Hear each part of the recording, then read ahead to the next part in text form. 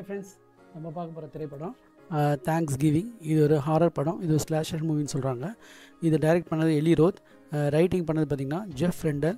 எலி ரோத் இப்போ நடித்தவங்க பார்த்திங்கன்னா பேட்ரிக் டெம்ஸே. இவர் வந்து ஷெரீஃப் எரிக் நியூலானா நடிச்சிருக்காரு. இவர் ஒரு முக்கியமான கதாபாத்திரம். டை ஓல்சன், மிச் கோலின்ஸ், இவங்க வந்து ஒரு துணை நடிகர். இவங்களாம் துணை நடிகர். கிராண்ட்மாவா லின் கிரிஃபின்றவங்க நடிச்சிருக்காங்க. ஜினா ஜோஷன்றவங்க, அமாண்டா காலின்ஸ்ன்றவங்க நடிச்சிருக்காங்க. நெல் வெர்க்லாக்ன்றவங்க, ஜெசிகா ரைட்ன்றவங்க நடிச்சிருக்காங்க. இவங்க தான் கதாநாயகி. மேயர் கேண்டினா, மெரெக் மெக்ராத்ன்றவங்க நடிச்சிருக்காரு. ரிக் ஆஃப்மேனா என்றது தாமஸ் ரைட்ன்ற கேரக்டர் நடிச்சிருக்காரு. கெரன் கிளிச்ன்றவங்க கேத்லின்ற கேரக்டர் நடிச்சிருக்காங்க. இந்த படம் வந்து பார்த்திங்கன்னா ஒரு வித்தியாசமான ஒரு சம்பவம்னு கூட சொல்லலாம்.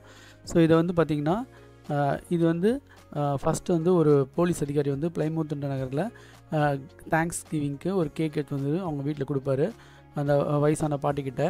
அவங்களும் வந்து அதை வாங்கிப்பாங்க. அப்படியே அங்கே ஒரு உரையாடல் நடக்கும். அடுத்தது பார்த்திங்கன்னா ஒரு சூப்பர் மார்க்கெட்டு, அது வந்து அந்த டிமார்ட் அது மாதிரியான ஒரு இது ரைட் ஸ்மார்ட் இன்னும் இருக்கும். சூப்பர் ஸ்டோருக்கு வந்து பிளாக் ஃப்ரைடே அன்றைக்கி நிறைய ஒரு ஆஃபர்ஸ்லாம் வச்சுருப்பாங்க. ஸோ அது வந்து 10 மினிட்ஸில் ஓப்பன் பண்ணுறோன்னுவாங்க. ஆனால் ரொம்ப வந்து கூட்டம் அதிகமாக இருக்கும் அந்த நைட்டில் வந்து பார்த்திங்கன்னா. அப்போ ஜெசிகா ரைட்ன்றது ஒரு அப்பா வந்து தாமஸ், அவர் தான் அந்த சூப்பர் மார்க்கெட்டை வச்சுருப்பார், அந்த ரைட் ஸ்மார்ட் இதை. இப்போ வந்து பார்த்திங்கன்னா அந்த இதில் வந்து 10 மினிட்ஸில் வந்து திறந்துரும்னு சொல்லுவாங்க. ஆனால் வந்து ரொம்ப கூட்டம் வந்து ஓவராக இருக்கும். அந்த ஜெசிகாவோட லவ்வர் வந்து பாபின்றவன், அவங்க வந்து ஈவான், கேபி, ஸ்கூபா மற்றும் அந்த யூலியான்ற அவங்க கொஞ்சம் பேர் வந்து சைடில் அலோவ் பண்ணிவிடுவாங்க. இவ்வளோ பேர் இருக்கும்போது சைடில் அலோவ் பண்ணி உள்ளே வர போய் அந்த இதில் ஒரு 10 மினிட்ஸில் திறக்குதுன்னா உள்ளே வர போய் அவங்க வெளியே இருக்கவங்களும் வெறுப்பேற்றுவாங்க, பயங்கரமாக வெறுப்பேற்றினே இருப்பாங்க.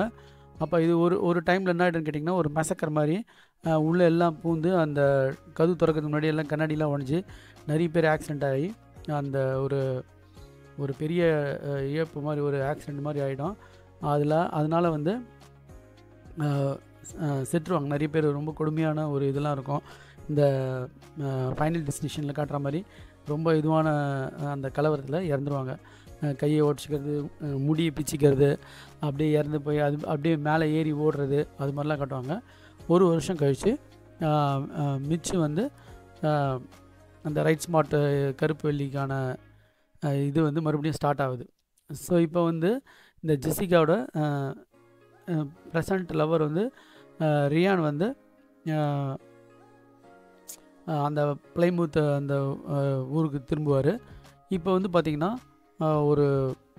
ஒரு மாஸ்க் மாதிரி போட்டால் வந்து ஒருத்தராக வந்து ரொம்ப கொடூரமான முறையில் சாவடிப்பான். ஃபஸ்ட்டு வந்து அந்த பனிப்பெண் ஒருத்தவங்க சாவடிப்பான். அது வந்து பார்த்திங்கன்னா அந்த கூட்டத்தில் வந்து ரொம்ப கெலட்டா பண்ணியிருந்த ஒரு லேடியாக இருக்கும்.